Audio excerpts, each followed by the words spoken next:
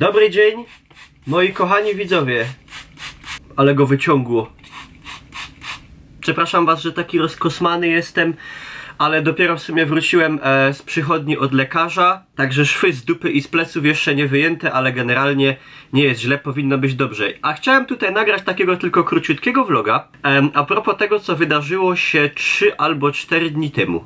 Ja już o tym tweetowałem na marginesie, jakby ktoś jeszcze nie śledził, to zapraszam na mojego Twittera. Wiecie, Twitter w Polsce służy do kręcenia gównobóż wszelakich, także czasem bywa ciekawie, warto obserwować. Także 3 albo 4 dni temu MSWiA, czyli Ministerstwo Spraw Wewnętrznych i Administracji, wystosowało taki dokument, który dotyczył języka śląskiego. A w zasadzie to właśnie dotyczył tego, że nie języka. Otóż argumentacja MSWiA a propos tego, że język śląski nie może zostać uznany językiem, jest chyba jedno z najbardziej bezsensownych, kretyńskich i dziwnych wytłumaczeń, jakie mogłem sobie w sumie wyobrazić. Ale myślę, że to wynika z tego, że niestety nie bardzo mogą się już podpierać argumentami wysnuwanymi przez wszelakie autorytety typu profesorów, językoznawców i tak dalej, bo tych uważających, że śląski ma wszelkie podstawy do tego, żeby być uznany jako język, jest co najmniej tyle samo, albo już od pewnego czasu nawet więcej tych, którzy nadal zaciekle bronią,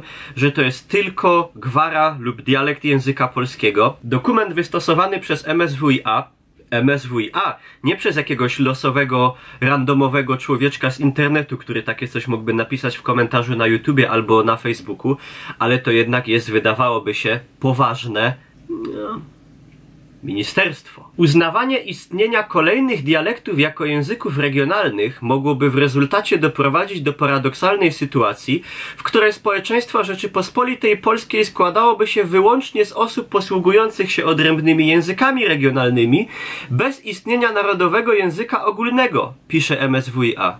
Oczy i uszy mnie dęba stanęli byli. MSWiA twierdzi, że gdyby uznało śląski za język, to 38 milionów ludzi w Polsce nagle przestałoby mówić po polsku.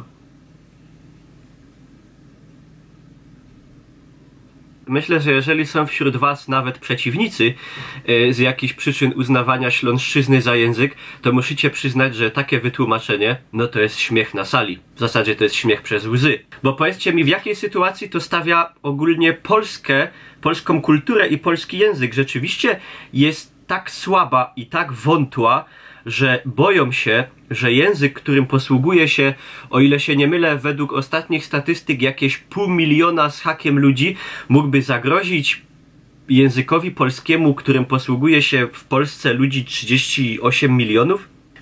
W 2011 dokładnie 529 000 ludzi wskazało język śląski jako język domowych kontaktów i którym ogólnie się gdzieś na co dzień posługują. PiSie ludności bodaj 20 lat temu śląską narodowość zadeklarowało 376 000 ludzi, 10 lat temu 847, czyli prawie o 500 000 więcej. A chciałem przypomnieć, że właśnie w tym roku, już w przyszłym miesiącu, w kwietniu, zaczyna się kolejny spis ludności, bo od tamtego minęło już 10 lat. I między innymi dzięki takim akcjom, jak to co powiedziało MSWiA, myślę, że 1 000 000 ludzi deklarujących się jako Ślązacy w tym roku pęknie lekko, być może nawet więcej, często właśnie deklarujących tą śląską narodowość choćby na przekór takim działaniom jak to.